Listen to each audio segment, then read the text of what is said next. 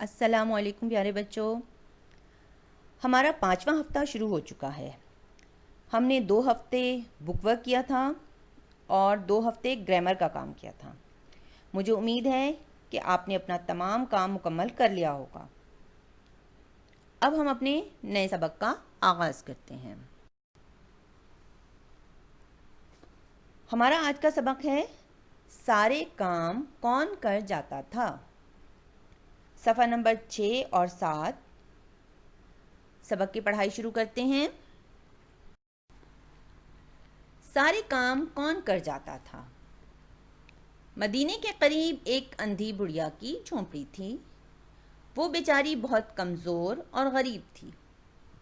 उसके घर में उसके सिवा कोई और ना था जो उसकी मदद करता, उसका ख्याल रखता और उसका काम काज करता।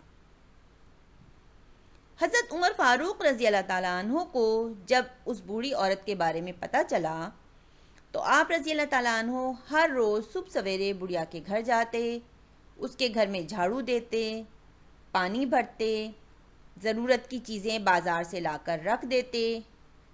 बुढ़िया तो बेचारी अंधी थी, उसे पता भी ना चलता और हज़रत उमर रज़ी अल्लाह ताला अन्हो खामोशी से उसके सारे काम करके चुपचाप चले जाते। एक अरसे तक उनका यही मामूल रहा। एक दिन हज़रत उमर रज़ी अल्लाह ताला अन्हो जब बुढ़िया के घर आए तो देखा कि घर में झाड़ू भी दी जा चुकी है, मटकों में पानी भी भरा हुआ है और ज़रूरत की हर चीज़ भी घर में मौजूद है। अब तो उन्हें बड़ी हैरत हुई कि आखिर मुझसे भी पहले आकर ये सारे काम कौन कर गया है। दूसरे दिन भी ऐसा ही हुआ और तीसरे दिन भी। बुढ़िया बेचारी तो अंधी थी, उसे क्या खबर कि कौन आता है और ये सारे काम कर जाता है। इसलिए हज़रत उमर रज़ी अल्लाह ताला अन्हो ने सोचा कि मुझे छुप कर ये राज जानने की कोशिश करना चाहिए। अगली रात को आप रज़ी अल्लाह ताला अन्हो दरवाजे के करीब छुप कर खड़े हो गए। अभी सुबह होने में काफ़ी देर थी कि एक साहब चुपके चुपके तशरीफ़ लाए और घर के सारे काम खामोशी से करने लगे। उन्होंने पहले घर की झाड़ू दी, फिर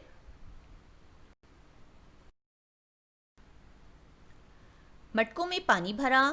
हज़रत उमर रज़ी अल्लाह ताला अन्हो अंधेरे की वजह से उनको पहचान भी ना सके। जब वो साहब काम करके दरवाजे के पास पहुँचे तो हज़रत उमर रज़ी अल्लाह ताला अन्हो ने देखकर हैरान रह गए।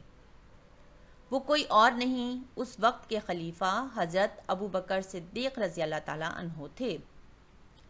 खलीफा कहते हैं पैगंबर की गैर मौजूदगी में उसका काम सर अंजाम देने वाला को।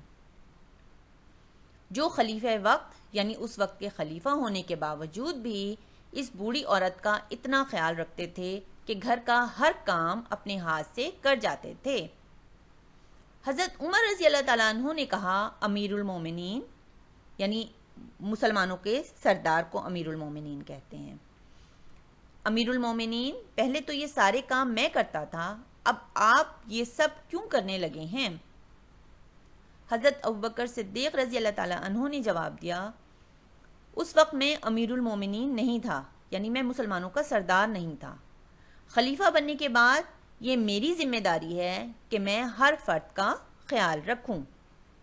कितनी खूबसूरत बात की कि खलीफा बनने के बाद हर शख्स का ख्याल रखना उनकी ज़िम्मेदारी है। यानी उस बूढ़ी औरत का पहले तो हज़रत उमर रज़ी अल्लाह ताला अन्हु ख्याल रखते थे, लेकिन जब हज़रत अबू बकर रज़ी अल्लाह ताला अन्हु खलीफा बने तो उन्होंने कहा कि बूढ़ी औरत का ख्याल रखना अब उनकी ज़िम्मेदारी है, क्योंकि वो अमीरुल मोमिनीन और खलीफा वक्त हैं। अब हम अल्फाज के मायने और जुमले करेंगे। हमारा पहला लफ्ज़ है अमीरुल मोमिनीन। इसके मायने होते हैं मुसलमानों का आला हाकिम, यानी मोमिनों का सरदार, मुसलमानों का सरदार।